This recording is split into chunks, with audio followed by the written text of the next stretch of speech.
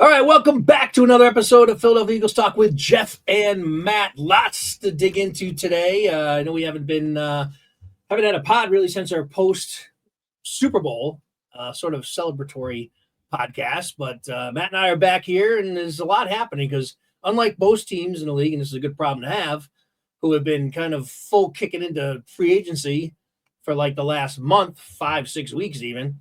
The Eagles are kind of a little behind the eight ball as far as getting into free agency and dealing with free agency and planning and all that. Although I'm sure their scouting and all that type of thing, or their front office, we're still focused on that even during the Super Bowl. But now it's full go for the Eagles as the next stage is free agency. So Matt and I are going to talk and give our thoughts. We're going to actually rank who we feel are the priority players. Neither one of us have shared each other's lists. I'm sure some of them will be similar. We might have some players, a little different than others. So I'll be curious to see how that works. But before we dig into a couple of things, because we had some breaking news today that came out, and that is that we have a new offensive coordinator, folks. So the Eagles stick inside the organization, and that's probably what's going to, I guess, be the focus of the discussion for me with Matt is, we're staying inside. They didn't interview anyone outside the organization, which is kind of surprising because typically the Eagles do a lot of homework and talk to a lot of people, but they didn't do that and decided to go with Kevin Patullo. He is our new office coordinator. So with that, we'll open the show and welcome Matt. And I guess we'll open up with your thoughts on Kevin Patullo. Yeah, well, hello to everybody, and I hope everyone's enjoying 2 weeks out from the Super Bowl now. And Kevin Patullo. So I one general thought on this: if they lost the Super Bowl, then maybe they look outside and they find another OC. But since they won the Super Bowl and the offense was booming and kicking on all cylinders, I'm totally fine with them staying in house. And it's something more than just the quarterback's coach, right? So last time they did this, they hired the quarterback's coach, but right. That guy, Johnson, what's funny, he ended up being so Johnson leaves, becomes the Redskins offensive pass coordinator, which is what we're hiring now as our offensive pass game coordinator to be the OC. So I think that's what was missing with the Eagles last year with Johnson was they skipped a step. I don't think he was ready to be a true OC, where I think maybe the offensive passing game coordinator is a little bit more in depth, a little bit more people to manage, and you have a grasp of the full team and not just the quarterback's room going on there. So I think that'll help a lot. So other than that, I don't know anything about Kevin Patullo. I'm sure Eagles fans probably heard his name for the first time just today with the news breaking. I know I certainly didn't hear it. But a hire from in-house sounds fine with me. I think I would have had a problem if they went with the quarterback's coach. But I like it. We won the Super Bowl, so why would we bother going outside? Let's try to keep things unshaken and roll with some momentum with this team going right back into another kick-ass season. So who knows? There's no predictions. I'm not saying, this guy's going to be great. I'm not saying, this guy's going to be terrible, but I'm like, the whole thing makes sense. Yeah. So, first of all, we didn't have a chance to even consider the quarterback coach because Kellen Moore promoted him the Saints offensive coordinator because that's Doug Nussmeier who you're referring to. So I guess that's another position we got to find. We got to find a quarterback coach. So that's going to be up now to, I guess, Patullo and the organization to find out who they're going to promote into that spot. But my thought on this is, and what I wanted to you gave your thoughts about the in-house stuff, and I agree. It seems that, there must be consensus. I mean, we know, or at least I heard, not me, I heard from the Eagle insiders today that that Sirianni really stepped up for Patullo and really kind of spoke out for him and wanted to promote Patullo to the opening. And I think, as we know in the past, that's usually a collaborative decision for these type of moves. So my only thought that I'm kind of left with is that Howie and Jeffrey must have been good with his promotion, because they didn't talk to anybody else. So if that's consensus building within the organization and kind of Sirianni getting his guy without any much, fight or whatever. Not only use the word fight, but without any, I guess,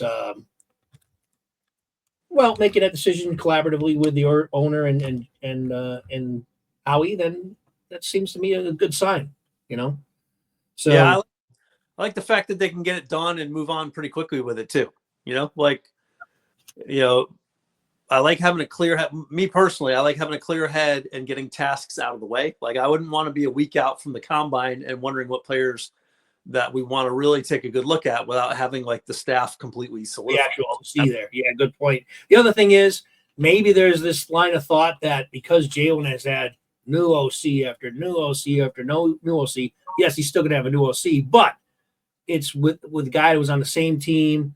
They're not bringing somebody in on the inside. You wonder if that has something to do with it as well. So kind of keep, even though it's going to be a new OC, it's still somebody who was here last year working under Kellen Moore. So it's not this dramatic, huge change from bringing in somebody from the outside. I wonder if that played a role into it as well. I'm sure it did. Yeah.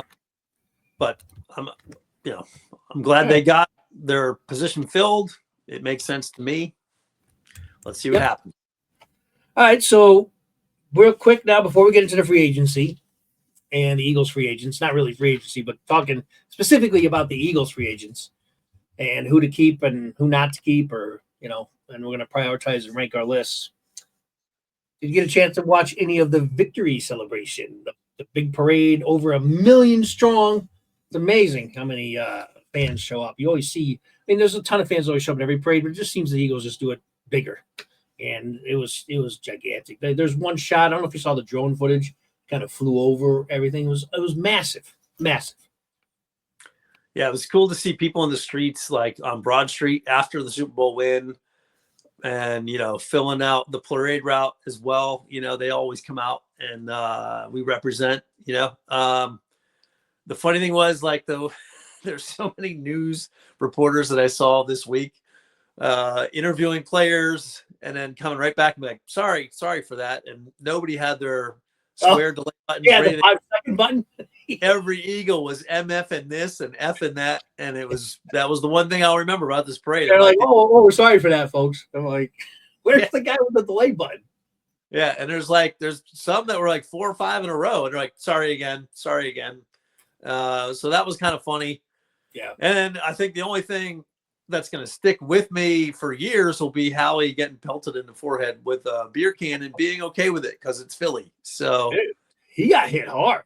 He had a circular, like a can welt on his forehead.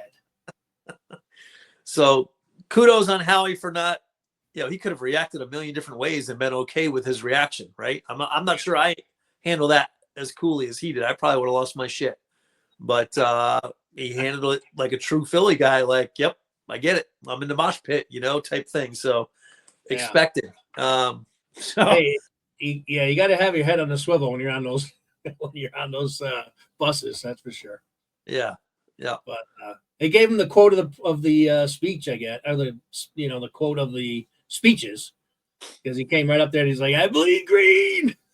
Yeah. I bleed for the city. I thought it was cool that Saquon found the ball boy and lifted him over the fence. Yeah, that was good. That was definitely cool. And then a couple of Eagles drank a little bit too much. I don't know if you saw some of the footage of Nolan Smith and Quinyon, who are the two that seem to be completely wasted by the end of the parade.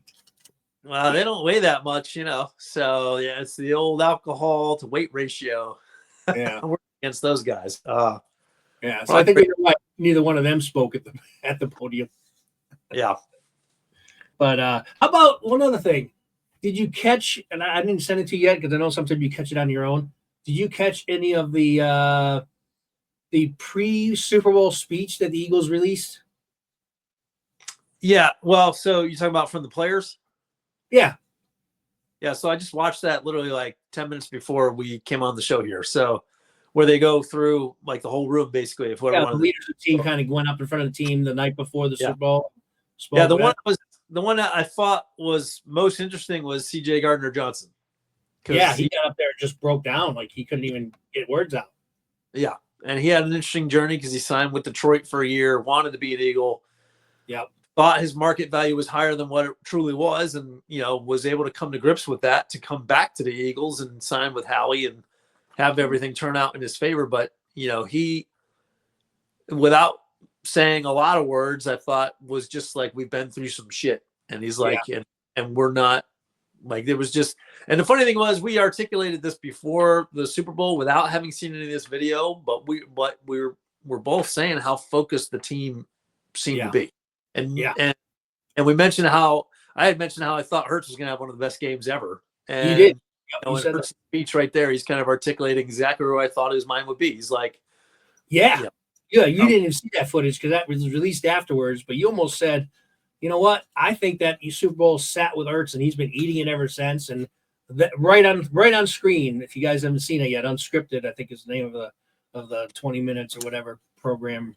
But what they do is they go and actually have footage of the Eagles players, their leaders, speaking before the team for the night before the Super Bowl. And Jalen Hurts said that basically said exactly what Matt called in our prediction show, is that loss changed him. Said something like "changed my soul" or something like that. So you nailed it absolutely. But it was good to see. I mean, it was really.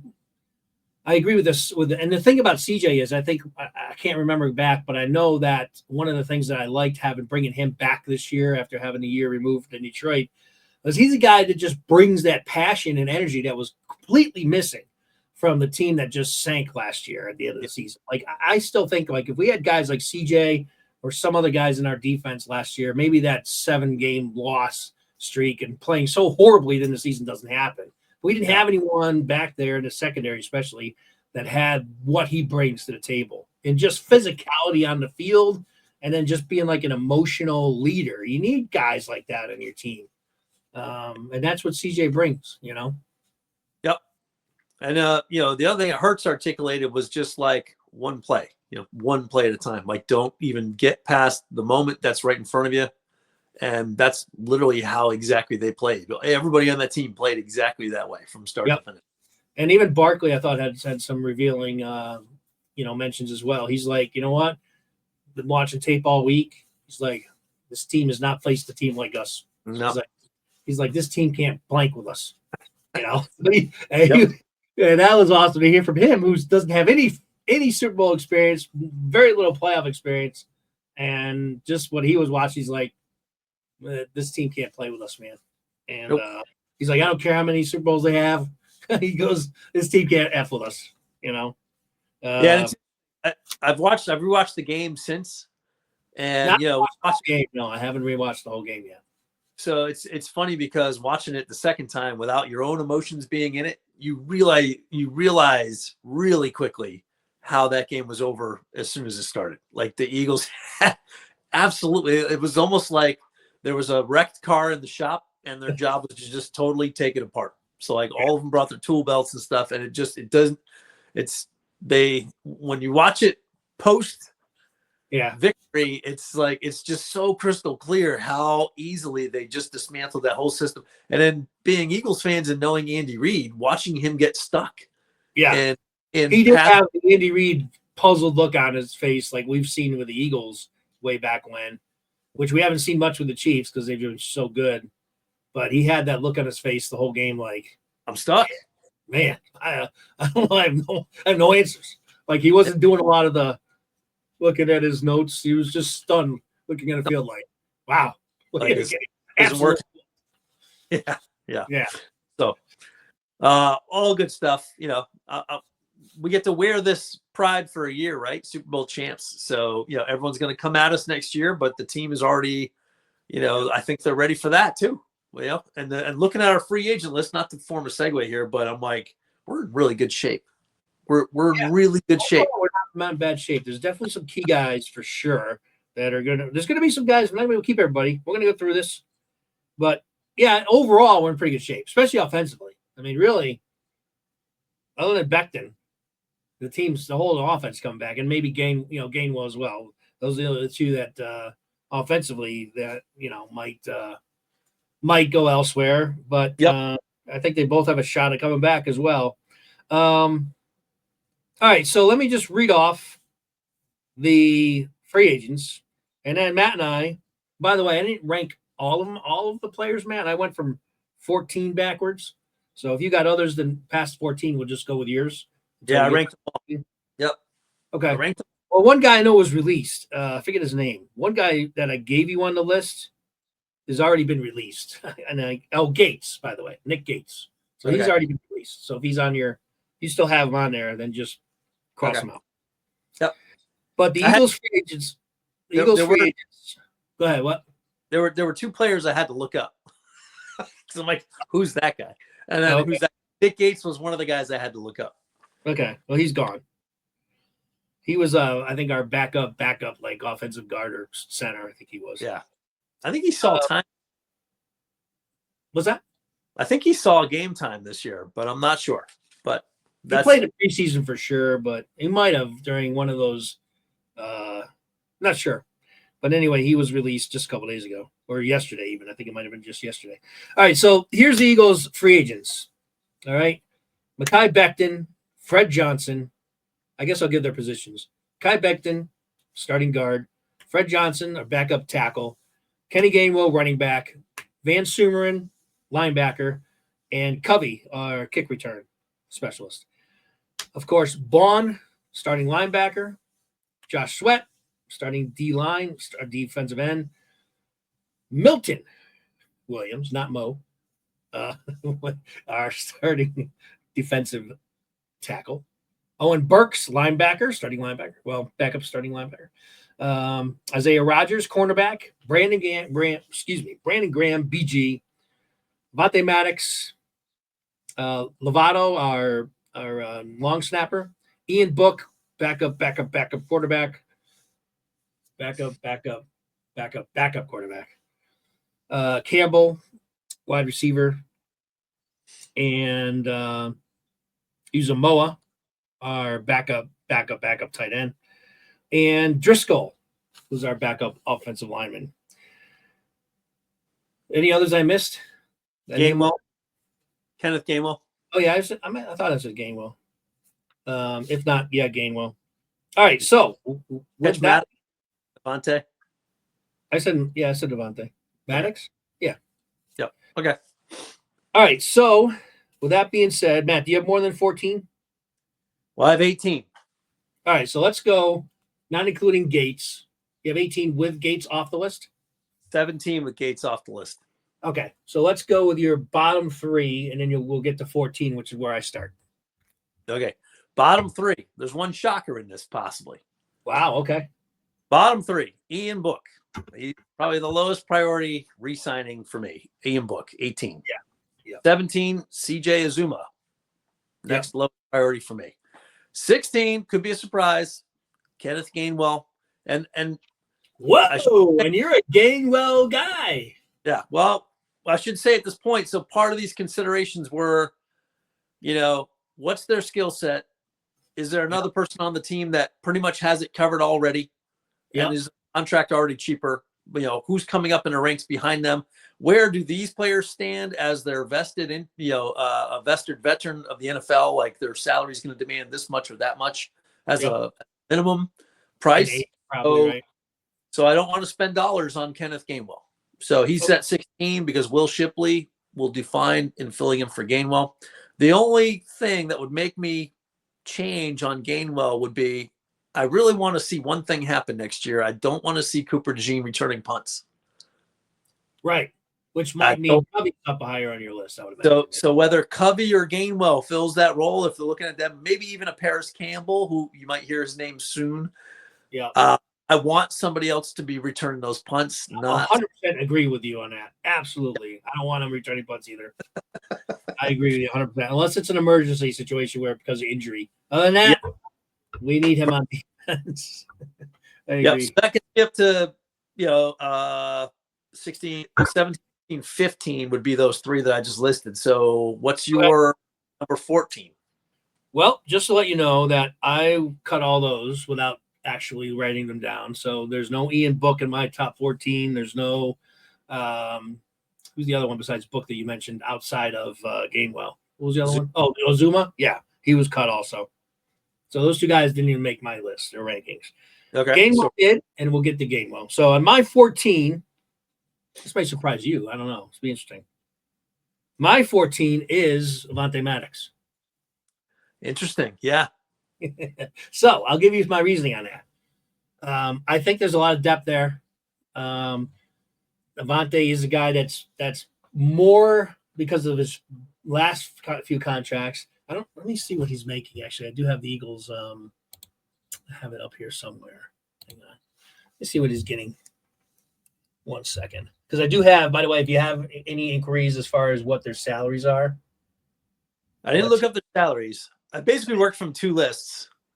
I made a list, number one, of their skill sets and abilities and where they would rank. Yep. And what's funny, since we mentioned Gainwell and Maddox at this point, Gainwell I had ranked 11th overall with his skill set, and I had Maddox ranked 13th. So my skill set ranking for Maddox puts him right at where you had him for the free agent list. I only had a couple that lined up rank for rank across the board. Like if I ranked them 8 for skills, they were my 8th top priority. But so kind of like in the mix, Maddox. I'll explain. Interesting. They don't have Maddox listed on this list for some reason, so I don't have his salary. Okay, so you ranked yours not only by ranking of priority, but also by skills, right? So you actually have a couple different lists you're going to be referring to. So, yeah, I had 1 through 18 with their skills and abilities, but then I ordered that based on free agency markets. Okay, so real quick then on my 14, my thoughts about Maddox is I feel that the Eagles just have enough depth there now. Ideally, and this is what's going to be interesting, because if I knew what the Eagles were going to do with DeJean next year, Maddox might be higher on this list, because there's thought if Slay does retire or they decide just to move on from Slay because of his age and they want to cut some salary to keep other guys, which I think both scenarios are possible. Then if they were to move DeJean to the other starting cornerback spot, then you have an opening again to the slot corner, which means that Maddox would be back into play. My thought process is, or if I was the Eagles defensive coordinator, I don't know, especially now, maybe later in his career or as his contract goes on, DeJean, for money purposes, because corners are paid more than slot corners, right? The outside corners are. I don't think there'll be an issue next year. Like, I don't think DeJean will have a problem staying in the slot cornerback for at least another year before he probably wants to, move it to the outside so he can make more money. I mean, just his agent's going to want him to eventually get on the outside, I think. Maybe not. Who knows? It's hypothetical. But I feel that, to me, I wouldn't move Cooper out of the slot. I think he's perfect there because, number one, he covers great. And secondly, I love having him near the line of scrimmage because he could be a force either blitzing or covering these short guys or running backs out of the backfield or Jamar Chase, on the flat, stuff like that, where, Maddox can't do some of the things DeJean does. So that was my thought process. Whereas I'm going to keep Cooper there and we'll have one of these other guys, or draft somebody as another a slot corner and let Avante go, who's been injury prone and he's getting older himself. Because that's the reason why I got him at 14. Okay. That's it. My 14 is BG. Okay. So wow. I'm just referencing. Okay. Yeah, if he comes back, great, but it's like probably it's one of the lowest priorities on the team. We've clearly made fine. We did fine without him. This is a great test season, having him go out and having Nolan Smith just develop into this badass edge rusher who can blow up that crack block from across the field or pulling guard. He just wrecks people. I forgot about didn't he knock the Ram out of the game on the same hit that he was doing against like the Chiefs, when the Chiefs would pull a guard, have him come that way, and Smith just freaking pulverizes people. He plays physical. Like Smith, I don't know if it was BG or sitting back and watching BG for a year, but something got into Smith this year, both from just getting better overall and then just playing physical. He always gave energy all the time. He was just so undersized. It just looked like his first year when he got in the game. He just looked like he was pushed around and everything. But, man, this year, he attacks the blockers. Yeah. So it's possible, right? Otherwise, ultimately it comes down to there's 2 defensive ends on the list, and definitely Graham is going to be ranked lower than Sweat. So Graham is like, hey, we're glad to have you back if you decide to play one more season, but if you retire, which all of us are expecting that's probably the case, It's on the bottom priority list for free. I don't know if you saw his speech, but it was almost contradictory. There's some of his speech, he almost made it sound like this is it. Yeah. Thank you. He loved being here. And then the other half is like, yeah, we got those come back and do this again next year. So I don't think, and it's a tough decision. There's part of Graham that I'm sure wants to play some more. And I'm sure there's part of him that's just like, you know what, this is a good time to go out. So I do expect him to probably retire, but I don't know, man. He was still playing pretty well this year. Before he got injured, he was leading our team in sacks. And, in that Super Bowl, he was still getting pressure on Mahomes. So he might still have a little left in the tank. But to your point, yeah, he's low on my list, not as low as yours. But I think your reasoning behind it makes a lot of sense. All right, we go to 13. 13 on my list is Fred Johnson. Interesting. Interesting. And I don't really have much to say about him other than I just feel that we have I like Fred Johnson. Let's not get wrong. He's a really good guy to bring in as depth. So this is not a I don't think he's any good type of deal. I would like to keep him. This doesn't mean that I want him cut. Maddox, I probably would have less of he's ranked lower, but I'd like to keep Johnson. I just don't know how much he could be cheap. So maybe he should be perhaps even higher on my list as far as what I think about him. But at the same time, he's an older player. It's not like he's young.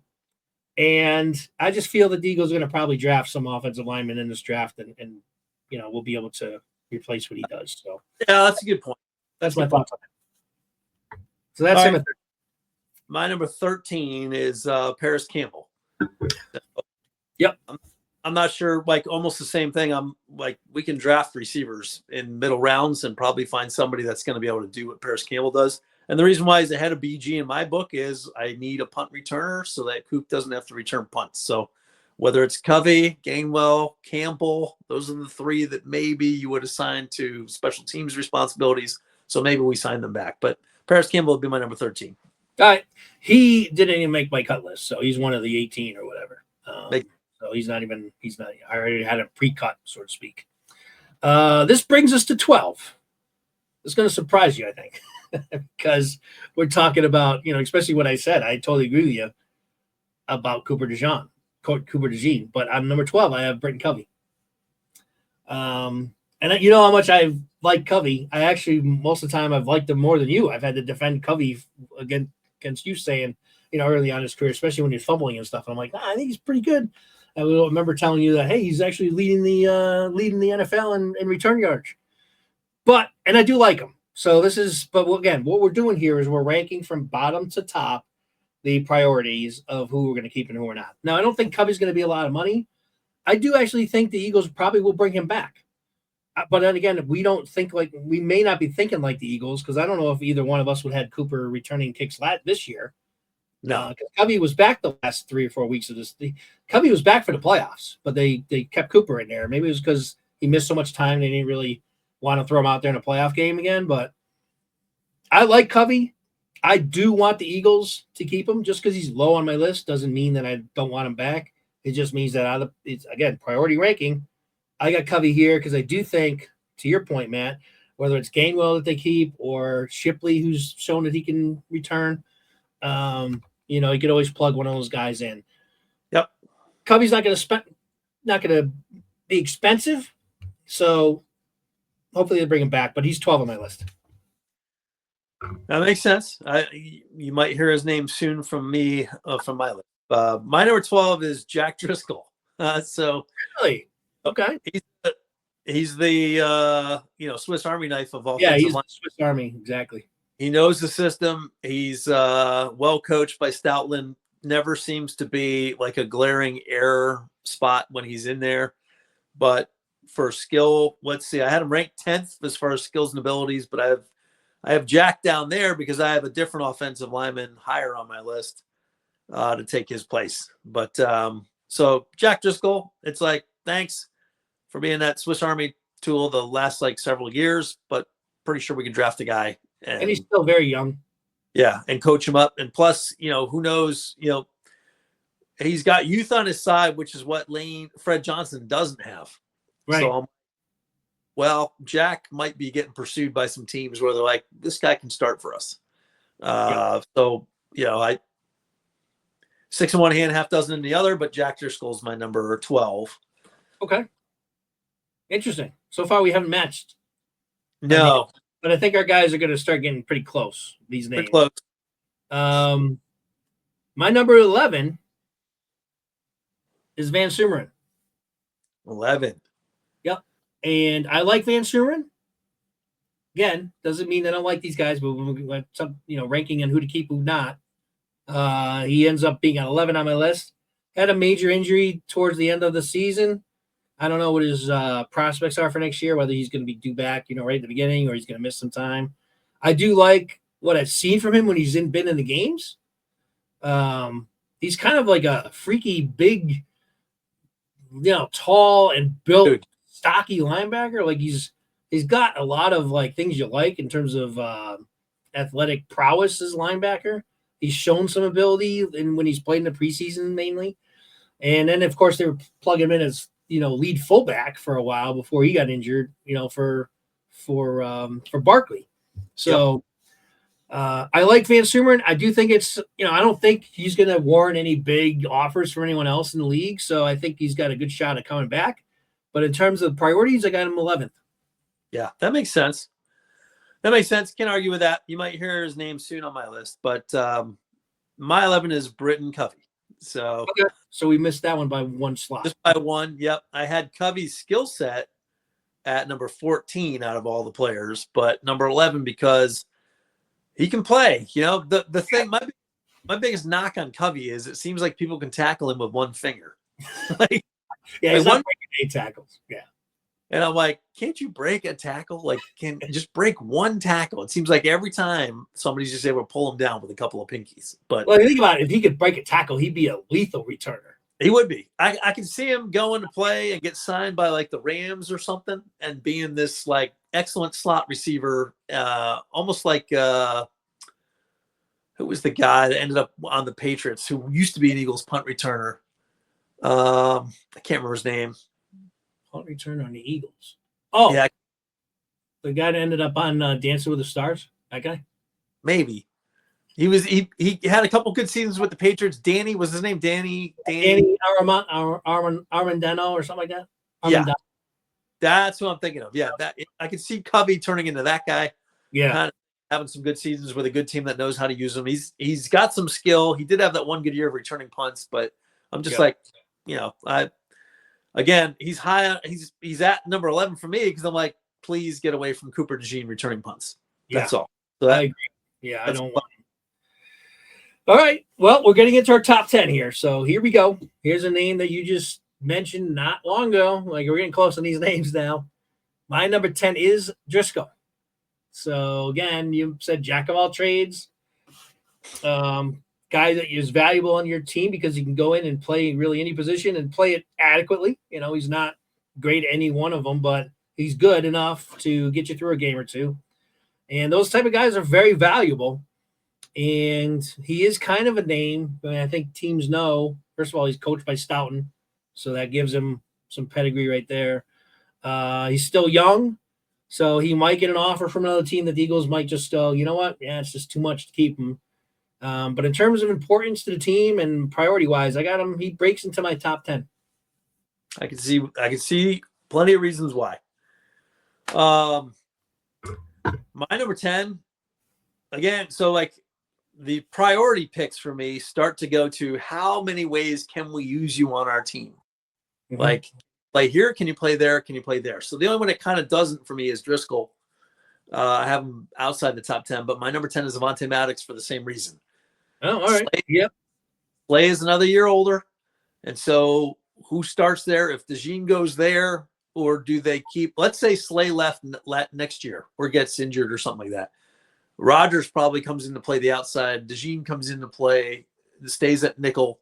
You got Quentin Mitchell on the other side, but then Maddox could play any of those positions. If Reed Blankenship goes down, Maddox has played safety. He can play, and he can do okay. And he looked really, really sharp on the one play he made in the Super Bowl. I'm like, oh, if you let him rest for like 9 or 10 weeks, he's actually healthy. Because our biggest complaint about Maddox was he's never healthy. He's never on the field, so he can't play full potential. But you saw that he's even at his age, because he's getting up there. Yeah. He was very responsive, very quick, had good hands on that ball in the Super Bowl. I'm like, wow, and came out of nowhere. So I'm like, because of that versatility on defense, and because we've had some lean years in defensive backs where they just get the injury bug, and you're like, we have nobody left to put in there. That's why Maddox is number 10 for me. Yeah, makes sense. I mean, always like Maddox.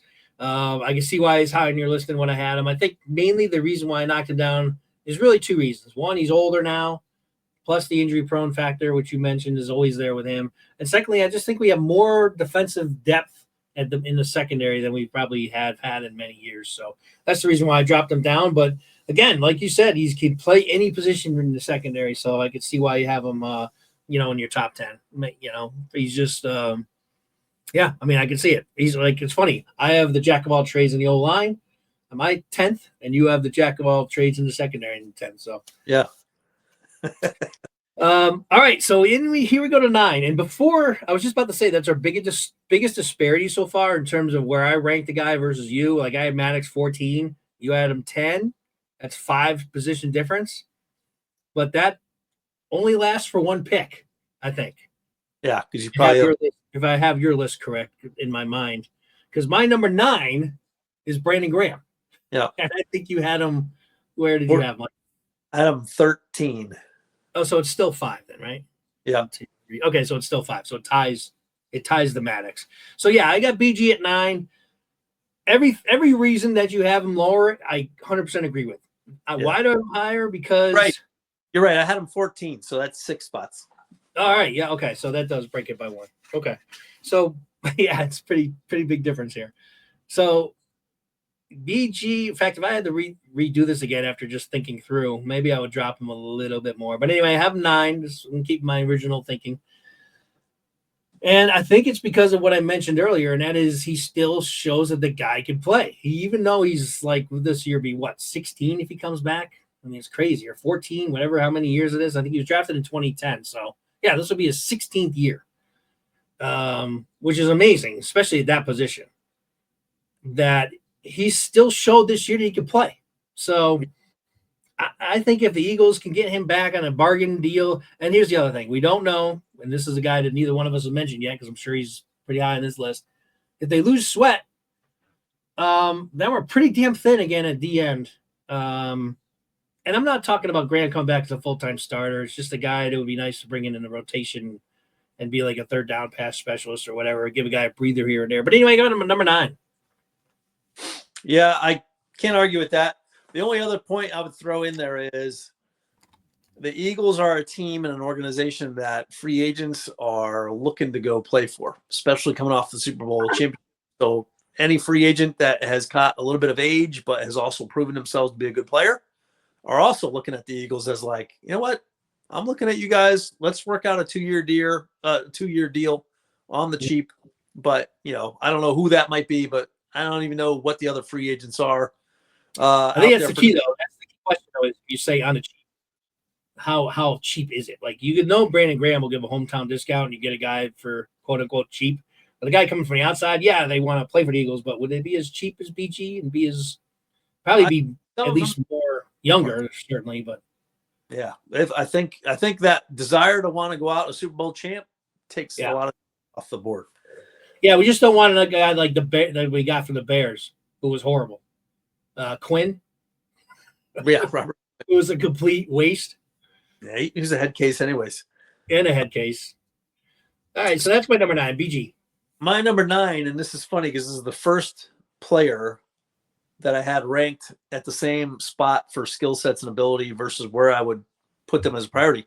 And I got Ben Van Sumeren at number 9. A, because I really like the guy. B, because he's really young.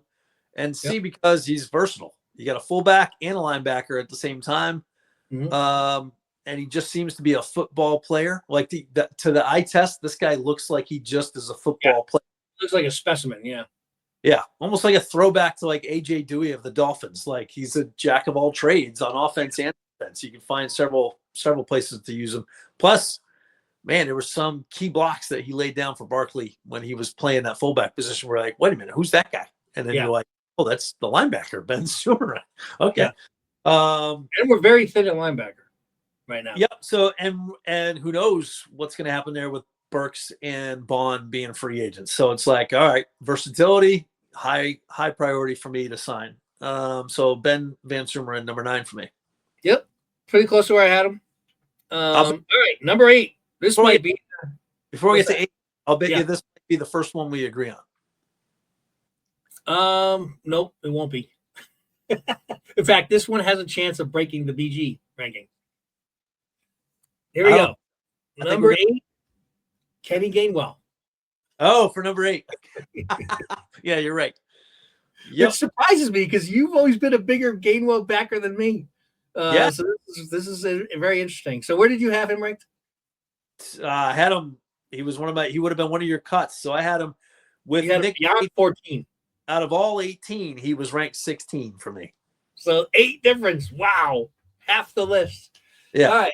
But I see him being able to earn money elsewhere, though. So that's why he's down the list. Get it. I understand. Yeah. I mean, for the money to re-sign him, I don't think he's going to be a priority because we got Will Shipley waiting to go. Yeah, very true. Go ahead. Give your argument of why you should be number 8. I have number 8 because I think he is the perfect number 2 back. And this is a guy, like I said, that Matt has been much more of a pro Gainwell guy than me. I've always liked him, but Matt has always been like you draft him in fantasy and stuff. And for me, I just think he's the perfect number 2. And I do like Shipley as well. And to your point, and I can see why you have him down the list because I think Shipley's adequate enough to come in and do the same things Gainwell does. I just think he's very, he never fumbles the ball. We don't know enough about Shipley yet in that type of role. Yep.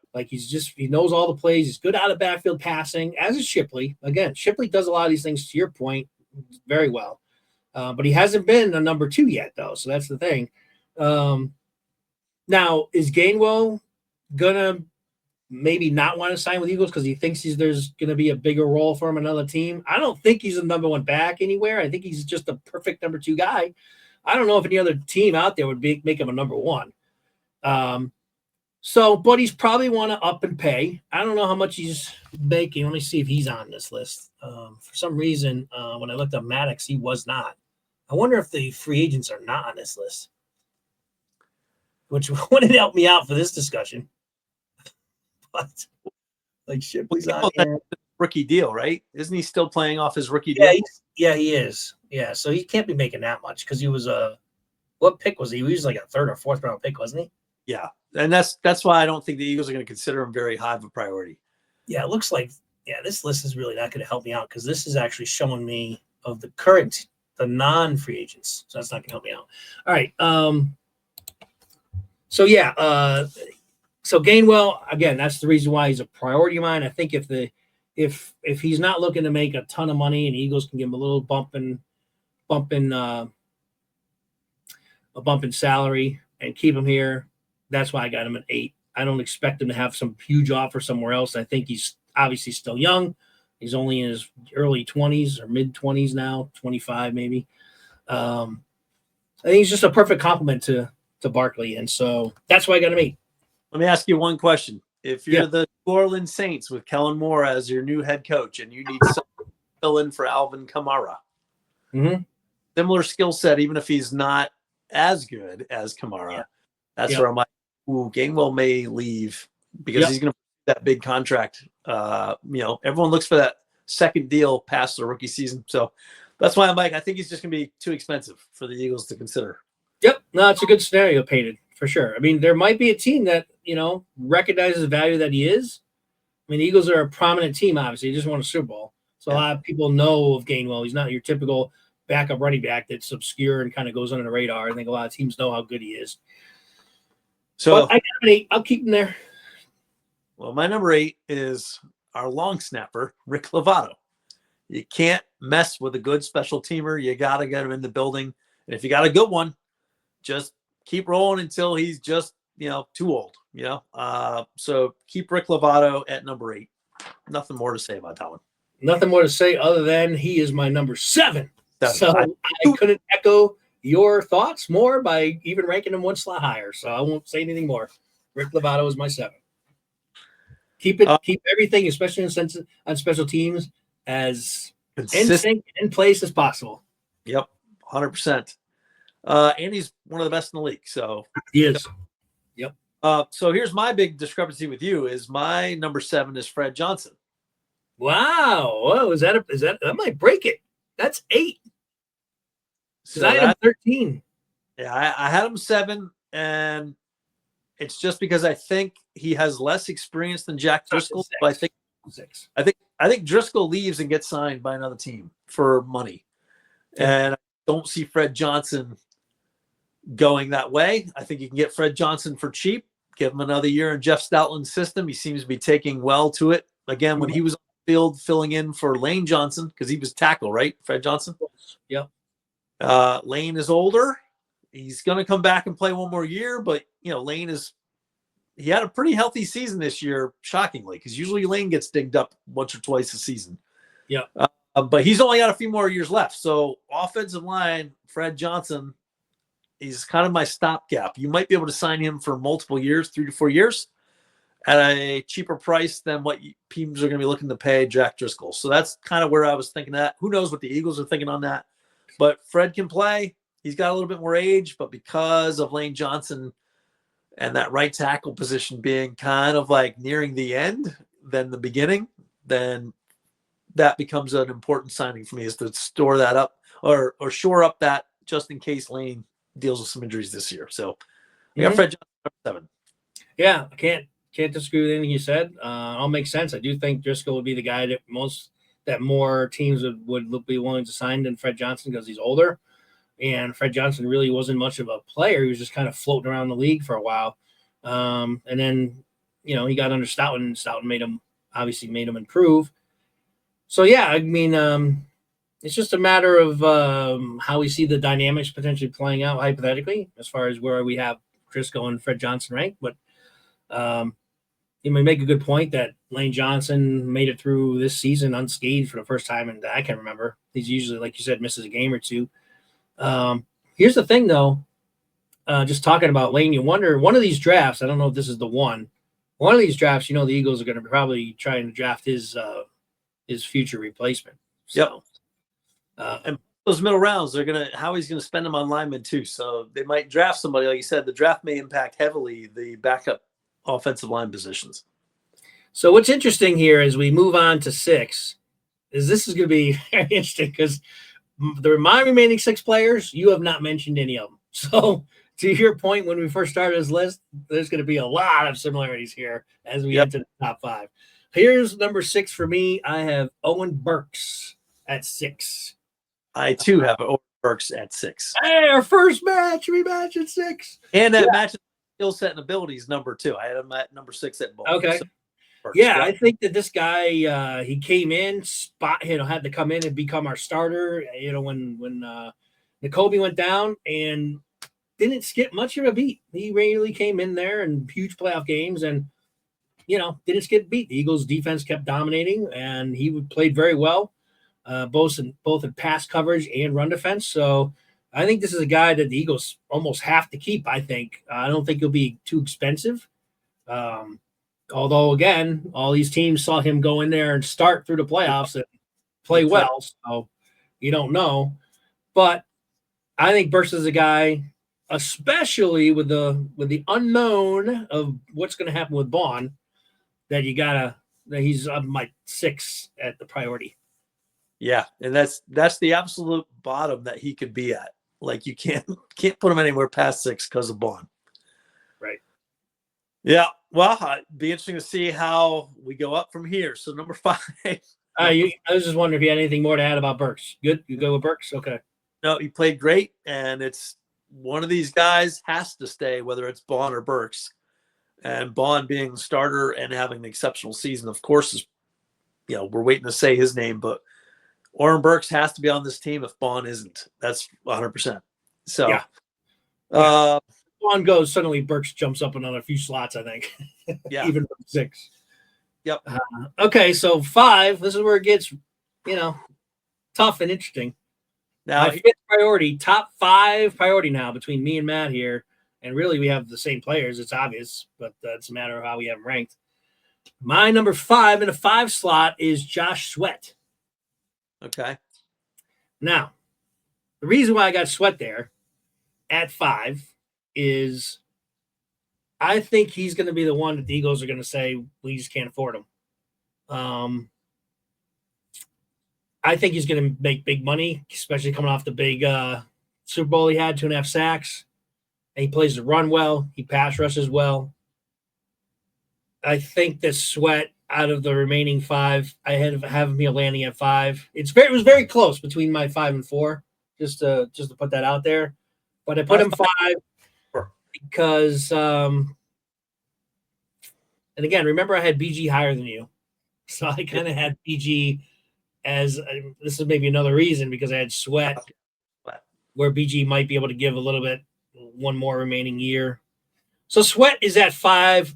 And I think that he's going to probably get almost an 18 to $20 million contract with somebody. And I don't think the Eagles are going to pay that.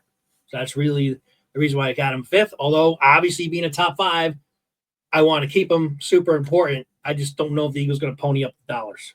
No, he balled out on the biggest stage, so he's going to get paid. You'll hear his name soon on my list. But for the same reasons, for my number 5, I've got Milton Williams. I think he's going to get paid probably north of $20 million a year, probably anywhere from like 23 to 27 million a year.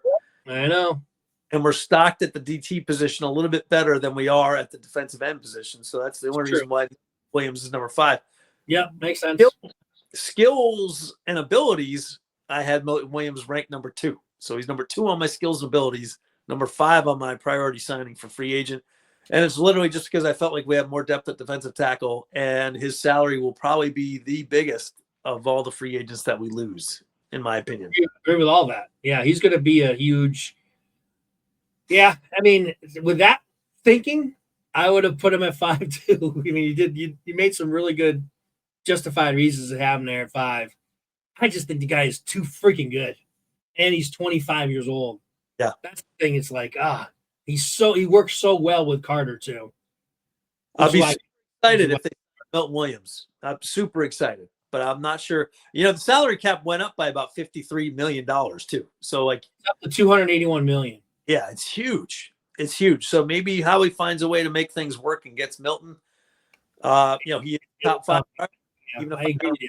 5. The thing is, we'll get to it once we get to these other names, and I'll explain. I totally get every reason why you have him the 5th. You certainly recognize how good he is. And he is going to be the most expensive free agent. No doubt. He is going to make 25 plus million a year, probably. So I can see where you have it 5. He'll be cheaper. I mean, Sweat will be cheaper to keep. That's for sure. But Sweat's also older, though. Sweat's heading into his 30s, isn't he? Probably late 20s. Late 20s, I think. But I like that. But the Eagles aren't scared of older players. They kept Brandon Graham for the last couple of years. That's true. But the thing about Sweat is, and maybe this is another reason why I had him 5th, he's got, and it hasn't, knock on wood, it's not crept up to be a big issue, but he has that really bad knee injury that he's had repaired twice in college. And as he gets older, that could be something that eventually starts creeping up on him, but it hasn't yet. But that's another reason I think I might have put him at 5. We might have got the best. What I'm saying is we might have got the best years out of Sweat. Yeah. You know what? If we can sign him for 3 years, that'd be great. Yeah. Hey, he's in my top 5 for a reason. So. Yeah. That's a segue to my number 4, which is Josh Sweat. So. Oh, all right. Okay. So we weren't far off there. 3 years, $20 million. Okay. So 3 years, $60 million deal. Is that what you're saying? Well, no. You're saying 3 years. 3 years, probably $3.5 million. I don't think you'll sign for that. No.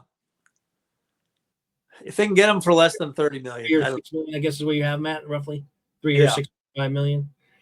Yeah, I think he's going to. First of all, he switched agents, by the way. I don't know if you knew this, right before the Super Bowl. So he knew what he was doing. I think he's looking to cash.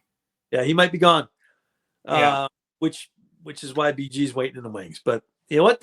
Luckily they got Alex Hunt that played well too in that Super Bowl. Yeah, I mean that guy.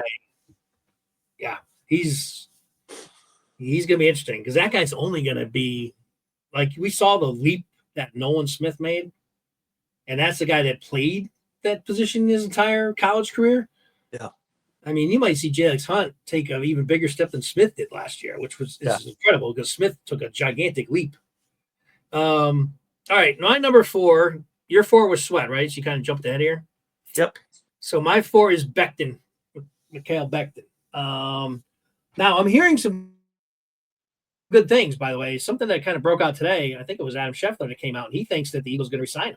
So I don't know what he usually has pretty good inside information. So hopefully that's the case. I do want to keep Becton. He's number 4.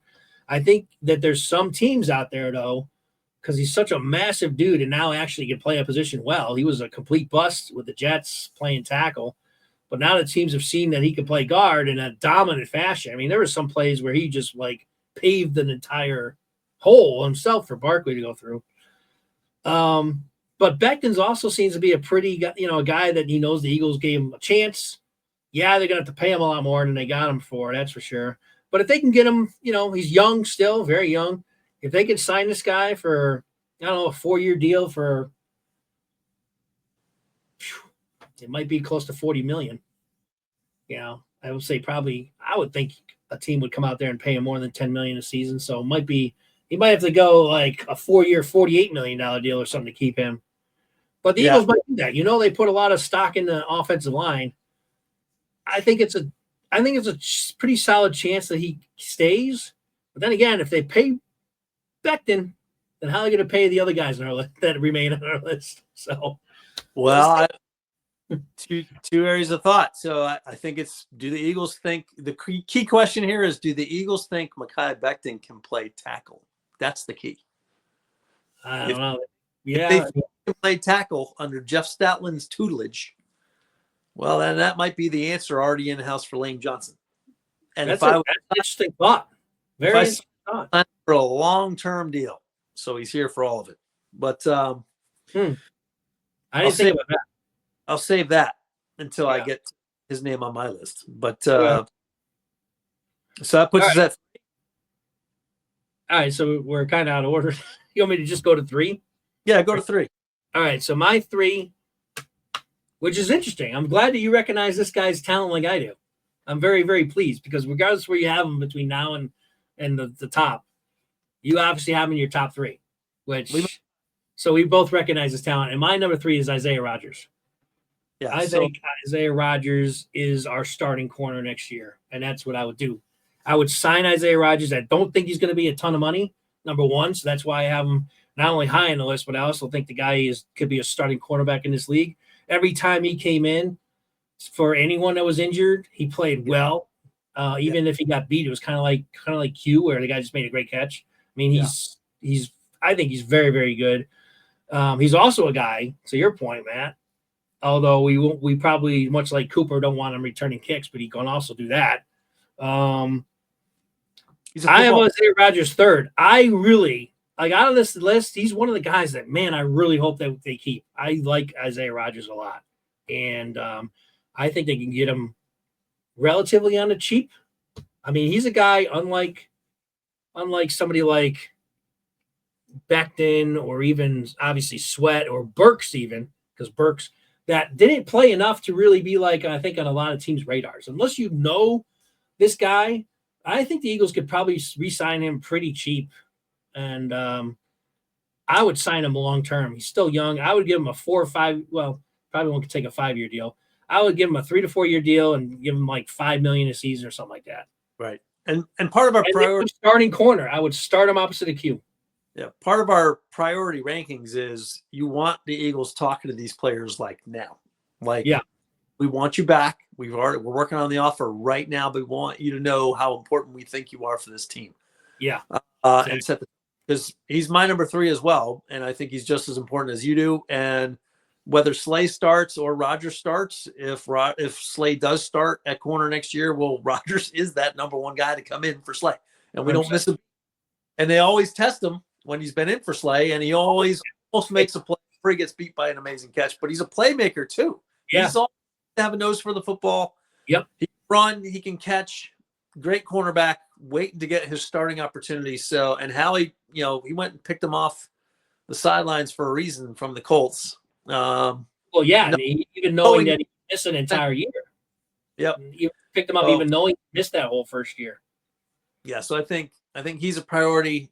Again, with the versatility, he can play any of those cornerback positions, and he's young, he's talented. So sign him, please, for the love of God, sign him. Yeah, and I'm I guess I have the premise that I don't think Slay will be back. Here's the thing: I like Slay; he's been great, but again, I think in order for the Eagles to keep some of these guys that are in our top 5 or even lower, that they're going to have to cut salary somewhere. And to me, one place they can cut salary is Slay. I mean, It's actually Huff would be the number 1 guy, but who the hell's going to take Huff? But he'd be great to cut because to have somebody take. But he's not a free agent though. The Eagles are stuck with his contract. But Slay's a guy that they could let go. Maybe he plays another year or 2. He was contemplating retirement this year. He's talked about it a couple times, so he might be willing to retire. If he does, and I guess that's what I'm thinking is that he does, or the Eagles cut him, and Rodgers they just plug him in, and you go with him and Q at corner, keep Cooper at the slot, and off we go next year. So that's my thought behind Rodgers. But I'm glad that you had him. You had him as high as you did because I thought that might be one of the guys that maybe that you would have lower. So. No, I can see him as a starter, and it's in Slay's spot across from Q, just like you do. Yep. All right. So we both have him at 3. So that's our second match. Yep. 2 matches. And I know my number 2 is Milton Williams. Yeah. And I talked about him already by how good he is. I mean, I think that guy. I think he's one of the best defensive tackles in the entire NFL. He is, especially for as young as he is. He's going to get paid like one too. And that's the thing. That's the thing. I don't know if the Eagles can afford to keep him. That's the thing. Now, what's that? Didn't Howie get kind of booed on this draft pick for Milton Williams? Weren't fans making the one? No, Howie's the one that wanted him. I think. Yeah, and Tom Modric wanted him, but the guy that was their defensive line coach or whatever wanted some other guy. Yeah. This is the player. You're right. I can't remember how it was, like if Howie was for him and the other guy wasn't, but this was the guy that in the footage he's like up to like fist bumping everyone, and then he gets to the guy that didn't want him, and the guy didn't fist bump. Yeah, he stone colded Howie. And Howie was 100% right. Yep. So Howie nailed this pick. You wonder, you know what? That's an interesting point you bring up because you wonder if Howie will, just the competitive Howie would like not want to let him go because he won that argument against that guy. Well, we're not at a loss. We re-signed him. So, but you're right. This guy could get a contract from X number of teams for 25, 28 million a year. And if it gets that high, I don't think the Eagles are going to sign him because I don't think they can. I just don't think they have enough cap space. Now, The other thing is, you pointed to it, the Eagles do have more depth on D line or D tackle than they do DN. 100%. They got a Jomo who came on and has showed some ability. Plus, in this coming draft, I don't know how much, I really just started diving into the draft because it's going to be here before we know it. This draft, I've had multiple sources say is the deepest at defensive tackle. Like they say this draft goes 20 plus players deep out of for top 3-round defensive tackles. So it's super heavy in DT. So knowing that also, you can see the Eagles maybe more willing to use their draft capital and get some more defensive tackles in here, if and when Williams departs. Yeah. So, but to me, in overall talent and ability, like if I was to do that ranking that you did, I would have him number 2 on the entire list. I think the guy is freaking incredible player. Him and Carter have got great chemistry there, playing next to each other. Whenever Carter gets double teamed, Williams seems to always break through it as the quarterback's face. It's going to suck to lose him. I'll tell you right now, I'm not optimistic the Eagles will be able to keep him, but I damn sure hope they somehow are able to. I'll leave it at that. Yeah, that makes sense. I had Milton Williams as my number 2 skill set guy, but I didn't have him as my priority. My number 2 priority is clearly at this point your number 1 priority, but my number 2 is Zach Bond. And wow, now I'm curious who your number 1 is. Yeah, well, you'll understand once I get to him. But Zach Bond, because he's that linebacker, which the Eagles have, even though they surprised us by signing Barkley at the running back position, and then of course they signed the no-name Zach Bond to be linebacker, I still don't see him paying a linebacker to be in that spot.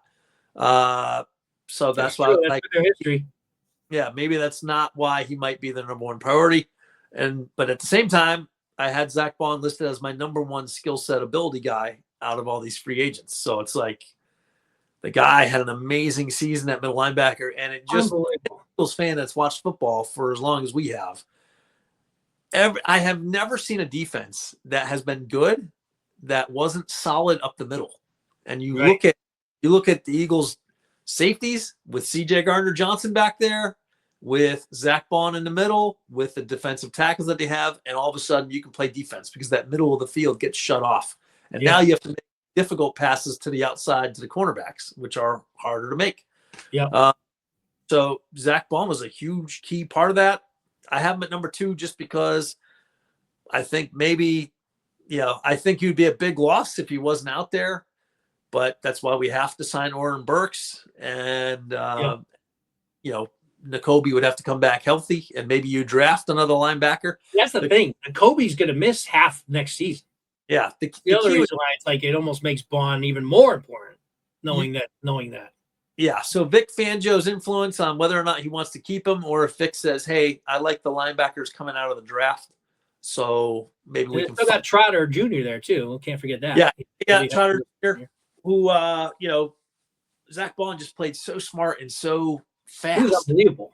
From game 1 of the season, if you remember the Brazil game in Green Bay, he had 2 sacks in that game. I mean, from the beginning, and I'm trying to think. It's like I don't know if I've ever seen a more consistent, great play out of a linebacker from game 1 all to the way to the Super Bowl, or just the end of the season, whatever it is. With good coverage. Bond did this year. Yep, interceptions, sacks, everywhere. Yeah, causing fumbles, the whole thing. Yeah. So number 2, just because I have a priority, my priority is O-line. So Bond is my number 1 for everything that we were just talking about. It's going to be interesting to see what he's going to demand in free agency and how much of I would think he would give the Eagles somewhat of a discount. I don't think he'll give them a dramatic discount. I think if somebody goes out there and gives Bond a ridiculous offer, he'll probably go. But if the Eagles are pretty close, which that's the remaining question, how close are the Eagles willing to go at linebacker? We know they never pay that position. So that's a huge question mark, even though he's my number 1, you're number 2, and I think most Eagle fans have him, at the top of the list, whether it's 1, 2, or whatever. By the way, speaking of that, if you want, participate in this and write your rankings down. It'd be interesting to take a look at that, as well as like and subscribe. So, participate with us, and it'd be interesting to see what your rankings are. There's not much more to say about Bond. He's my number 1. I know the Eagles want him, but they probably have a number that they're not willing to probably go over. And it's probably more than they would ever pay a linebacker in the past. I do think the Eagles and Howie probably recognize the importance of linebacker if they never have before. I mean, what Bond did this year, how could you not recognize it? But still, it's a position they never paid. They're probably willing to go more than probably ever before in this position. But how much is that, and how much is the rest of the NFL willing to go after Bond with? Again, that's an interesting question because he's only done it 1 year. Now, it's the only year he really started full time. But there's got to be question marks from any team that's going to throw a ton of money at him. They might still be thinking, he had a great year, but it was 1 year. It's not like he's, the guy in San Fran, Warner, or some of these other, stud linebackers who've done it their entire career. So maybe that brings the price down on Vaughn. We got to hope for that as an Eagle fan, but I don't know. We'll see what happens, but he's my number one. Linebacker position isn't carrying like the break the bank dollars behind it for most teams. Right. Bears Ravens have traditionally signed linebackers, Seattle back in the day, but maybe they get a deal because he's at that position. My number one is Mekhi Becton because Geoff Stoutland can take a guy like Jordan Mailata, drafted, I don't know, free agent signing. Was he even drafted? Who's that? Jordan Mailata. He was their seventh pick. Seventh round pick. Seventh round pick, and he can turn him into the best offensive tackle, left tackle in football. So seventh round pick who had never played a down of football in his life. Played it down. So what can you do with a person that every team thought would be a bona fide number one pick at tackle? Yeah. And we don't have to have him play left tackle. We just need him to play right tackle whenever Lane decides that he's ready to go, because Becton is still on the young end of his career. Yeah. He's a dominant guard, so you can pay him a decent amount of money with the future plan of, well, no matter what happens to Lane and no matter what is available in the draft, whether we go guard or tackle, well, Mekhi Becton, if you sign him, and I'm talking for like 5 years, like 5-6 year contract. So you pay him a lot. Keep him here for 5 years. Yep. But bridge that gap so we don't have to worry about it. You know, he appreciates being an Eagle. Anybody that's seen him in any interviews knows that his career has been saved by the Eagles and Geoff Stoutland's coaching, and the guy taken off. So whether he stays as an awesome guard or we figure out a way to let him play right tackle, that's why I have him as my number one priority. What's funny is he's my number 4 overall skill player. So I had Bond, Williams, and Sweat above Becton for the skills, and probably Rodgers can be above Becton as well. But Becton, he's a bona fide beast, first round offensive lineman, and we under Stoutland University, I just have full confidence that might be the replacement for Lane Johnson in the future. So I would think get him signed. That is a very interesting thing that you brought up, because it's something I wasn't thinking of, and that is, Lane Johnson's replacement down the road, because you're kind of covering two bases if you sign him, because, you try him at tackle just for whatever reason, just because maybe he's just too big to get to face those edge rushers. He's just not fast enough. Or like you were saying, under Stout University, he's able to work with Stout and become better at the facing off against the quicker edge guys. But say he fails there, he's still a starting dominant guard. Yep. So you're paying for either or. You're either paying for Lane Johnson's replacement down the road, or you're paying for your starting guard, for the next 5 years. That was a very interesting thing I didn't think about. I wasn't thinking Lane Johnson's replacement with Becton, but could very well be in the plans. Absolutely. So yeah, I mean, can't argue with that at all. Him being number one. The offensive line, the Eagles prioritize over linebacker is another reason to have them, higher on the list. I had them 4 overall, so it's not like I had them, that far. But yeah, it was an interesting exercise. They only had 2 players that were kind of like way separated. I had Grant much higher. Why, I really don't know, honestly, as I'm looking at it. Like, probably shouldn't have him 9th. But I think maybe my thought process is that I don't think Sweat's coming back. I think Sweat's gonna probably go. Well, if they sign, the funny thing will be watching this, if they sign Williams, then they're probably letting Sweat go. If they sign Sweat, then sure. There's no doubt. Yeah. They're letting Williams go. So wherever they decide to put their money on that defensive line, the other position's going. You can almost guarantee it. Yeah. So hope the audience found that to be a pretty interesting exercise as well. What are your thoughts? What do you guys think? You don't have to rank them all the way through, but maybe give us a top 5, give us a top 10. That'd be fun to look at. Yeah, it'd be definitely fun to look at. Let us know where we're wrong. Yeah, I mean, maybe you guys think we're way off. I mean, I would say let's just do this. Let's just name 2 guys, because I don't even know if the Eagles could keep 3 out of this entire list. Well, they probably can, but I'm just saying they probably can only keep 2 of like the top 5 guys. They're not going to be able to keep probably more than 2 of the top 5 that we have, or maybe 6. I know right off the bat. who would be, well, here's the thing. It's a different question. It's not who do you want them to keep. It's who do you think is economically feasible that they are going to be able to keep? Like, what is going to be the most, maybe, best chances for them to retain? Who would you go with here? Just pick 2 out of your top 5. Yeah, my number 1 would stay the same, Mekhi Becton. I don't think people think that guy. I don't think they trust. I think the other teams around the NFL, I think, believe that Becton is just a result of the Eagles' offensive line being dominant, and so I'm not sure they think Becton can be. Yeah, that's a good point. Improvement on their offensive line, so I think he's able to be kept. And I think he's like the Mike Pitts of the Eagles' defensive line or the Mike Golick of the and Isaiah early 90s defense. Isaiah Rodgers would be my other guy because Williams, Sweat, and Bond probably all going to make the biggest money. So Becton and Rodgers, top 2 that I think would stay. Those are probably my 2, actually.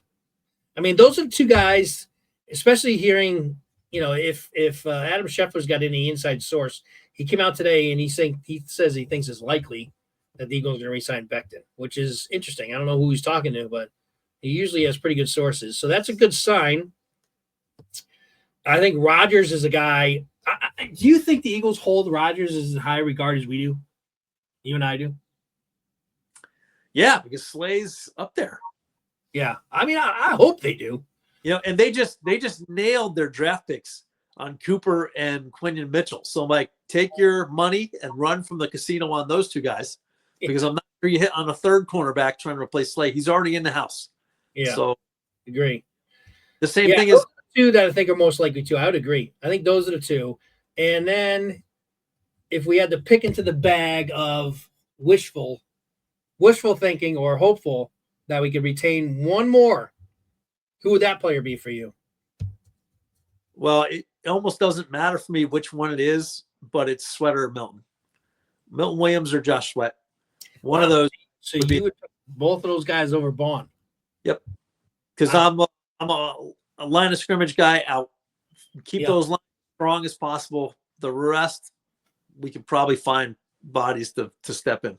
Okay. Other than cornerback. Cornerback is the other, like, to me, it's O-line, D-line, and cornerback position. Yeah. Like, get those solidified, then you can kind of work with these pieces. Plus, they drafted Jeremiah Trotter Jr. for a reason. So they did. I mean, we didn't see enough of him this year he's definitely got the genes. It would be great to see him play more, but to think he's going to step in and do what Bond did, it was a little,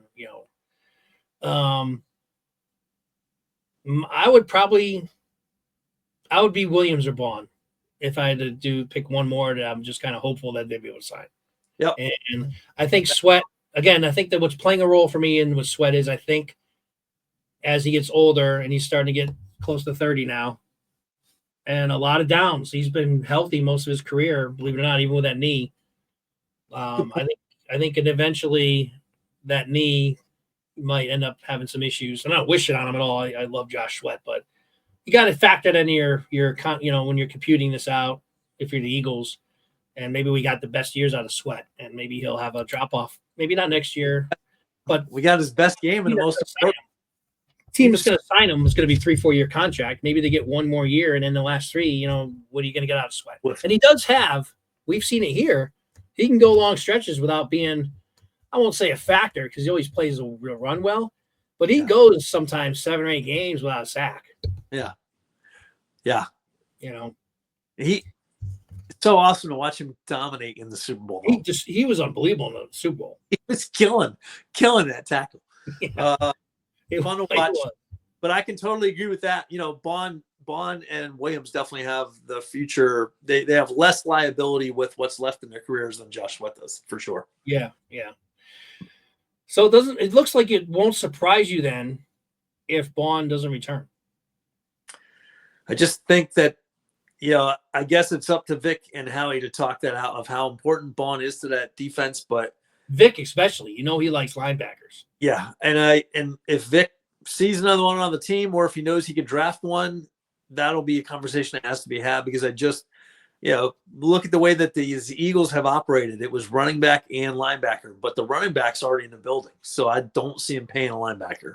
Yeah, I mean, the Eagles are kind of in the middle, little towards the lesser half, like the second half of the teams with cap space. So they're not in terrible, but they're also not in a good cap space position for free agency. So that's why they're not going to be able to keep everybody. I think if Bond is like between, like right now, he made $3 million last year. That's peanuts for a guy that's all pro. So is his asking price going to be in the $10 million range, or is it going to be in like the $15 to $18 million range? That's what I think is going to be the difference in being with the Eagles or not. I think if he's close to 10, maybe the Eagles might go as high as 12 a season. Yeah, I was thinking if it goes to 15, if it goes to 18, there's no way the Eagles are going to pay that much. No way. No, even as good as he is. They might be able to get him back, because like what are these other teams paying? But to have a guy that can move in the middle like he does, like name one other linebacker that had the season that Zach Bond did. There's nobody. He was by far the best linebacker on the field every week, which is crazy. I'm trying to just think of a comp, even outside of the Eagles, that I've seen a guy, probably Urlacher maybe. And he's in the Hall of Fame. That a guy that can rush the quarterback, cover, be everywhere, all over the field. I think Brian Urlacher. I mean, think of who I'm comparing him to. That's the guy that comes to mind, just fresh off my head, top of the head here. I mean, Brian Urlacher's in the Hall of Fame. To me, I was thinking Seth Joyner. Yeah, he's another one. He should be in the Hall of Fame. Active player, taking advantage of every moment that they're on the field. Like Zach Bond was so key to that. So we'll find out. We'll know a lot more about what Vic Fangio thinks about with free agency this year as we go, because that's the only thing we haven't seen from Fangio yet. There's no doubt if Bond is resigned, it's because Vic wants him that bad. Because I don't think Howie, when he's looking at the numbers, as high as it's probably going to get for Bond to keep him. Yeah. Howie, we know how Howie is with linebacker. But if Vic is in his ear saying, look, I need Bond here. If you can get him for X, then get him. I think those Bond and Rodgers, I think, will impact each other as well. If you see him sign Bond, Rodgers might be flying the coop.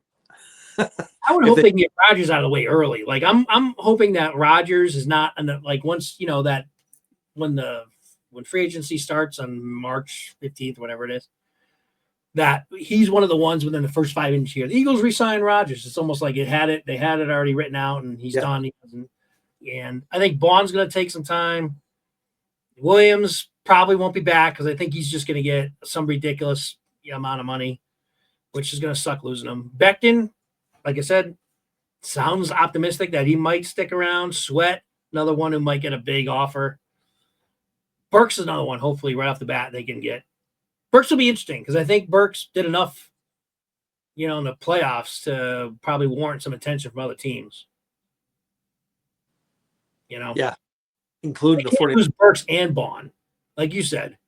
But what's interesting here is they might lose Burks before Bond. Yep.